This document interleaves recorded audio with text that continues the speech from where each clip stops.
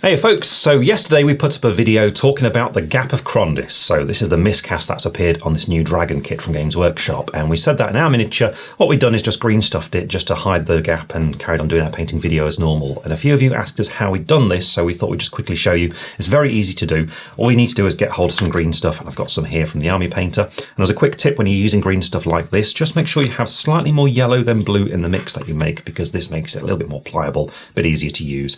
Luckily with this green stuff you do get slightly more yellow than blue, so it's ideal really. But what you need to do is just mix them up into a little ball like this, around about the size of a pea, and just make sure it's nice and smooth so there are no fingerprints on there. And what we need to do is just press this into the gap on the miniature. So I've got the piece where the miscast is. It's on this part of the arm here, the left arm. This little area just here, this kind of rounded shape that we've got. So we just need to fill that in. So the way I did this was just to get the green stuff, and with this we need to just kind of put it behind it. So just get it into position roughly around about there, then just gently start pressing it into it, kind of like Play-Doh really, so it just starts to kind of go sort of bulging out from that little gap just there. So just very slightly like that, just gently pressing it on until it gets to around about there.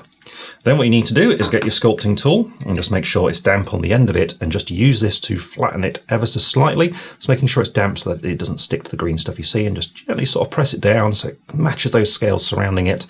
And then once you're happy with that and got it to about that point there, switch to the sharper side of the tool, and again just make sure it's damp so it doesn't stick. And with this, just score 1 or 2 lines for scales on it, so just kind of there, and maybe another one just there.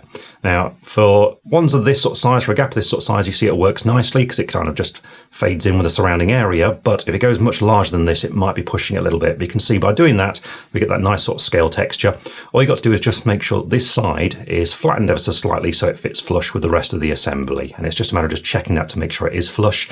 But this will take around about 4 hours to dry fully. Now I do recommend you make sure it's fully dry. In fact, I'd recommend you leave it overnight just to be sure. But once it is dry, just carry on as normal with your miniature, just finish building it, then undercoating it, and you won't really notice it's there anymore. So for example, with the one that we're going to be painting, if you take a look at it, the actual, well, the green stuff is right here. It's these 2 little scales just there, but you can see they're blending really nicely with the surrounding area. So there you go, that's how you fix it. So what we're going to do now is carry on with our video, filming this and painting it, and well, we hope you come along and watch it.